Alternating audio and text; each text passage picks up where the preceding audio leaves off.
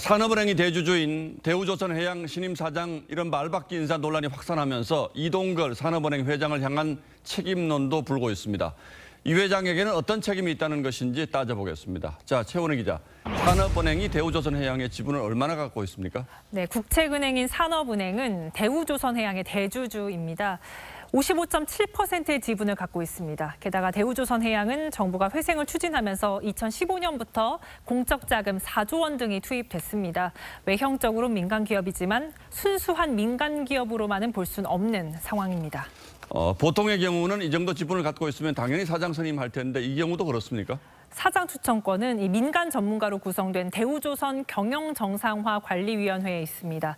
국책은행과 무관한 주체가 관리하자면서 박근혜 정부 시절 준비돼서 2017년 5월 출범했습니다. 산업은행 주도로 선정된 CEO들의 경영 한계를 번번이 절감했기 때문인데요. 하지만 이 산업은행과 수출입은행 주도로 결성됐기에 100% 독립적으로 운영되기엔 한계가 있다는 문제가 제기됩니다.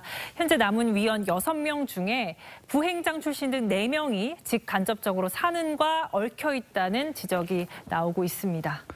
자, 그런데 가장 논란이 되고 있는 게 금융위가 산업은행에게 대통령 임기 말 유관기관 인사를 중단해라 이런 지침을 보냈는데 산업은행이 이걸 무시했다는 거잖아요. 네, 날짜로 설명드리겠습니다. 관리위는 2월 24일 박두선 후보를 내정하고 대선 하루 전인 3월 8일 이사회는 후보 확정을 공시했습니다. 그리고 3월 28일 주주총회에서 박 신임 대표를 선출했습니다.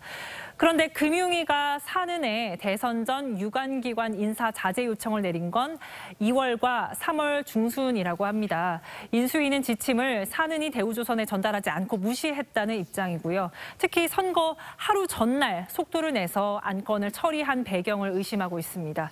반면 산은은 사장 후보가 이미 확정되고 난 뒤 지침이 전달됐을 뿐더러 사장 추천은 관리위가 하는 거고 더군다나 부실을 메워주는 대상인 대우조선에 지침을 전달할 필요가 없었다는 입장입니다.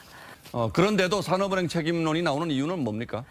이동걸 산업은행 회장이 친정부 인사로 꼽히는데 이 선임 과정에 영향력을 행사했을 수 있다는 의혹 때문입니다. 이 회장은 DJ 정부에서 청와대 행정관을 지냈고 노무현 정부 대통령직 인수위에서 활동한 경력 등 이 친문 인사로 분류되는데요. 문 정부 출범 후 회장으로 임명돼서 26년 만에 연임에 성공하기도 했습니다. 또 2020년 이해찬 전 대표 출간 기념회 석상에서 가자 20년을 제안해서 정치적 중립을 지키지 않았다는 비판을 받기도 했습니다. 예, 지금까지 드러난 것만 가지고는 뭐 이게 알박기인지 아니면 우연이었는지 정확히 알기는 어렵습니다만 그러나 어쨌든 이게 어떤 과정을 거쳐서 된 건지 좀 확인할 필요는 있겠군요. 네. 예, 최원희 기자 잘 들었습니다.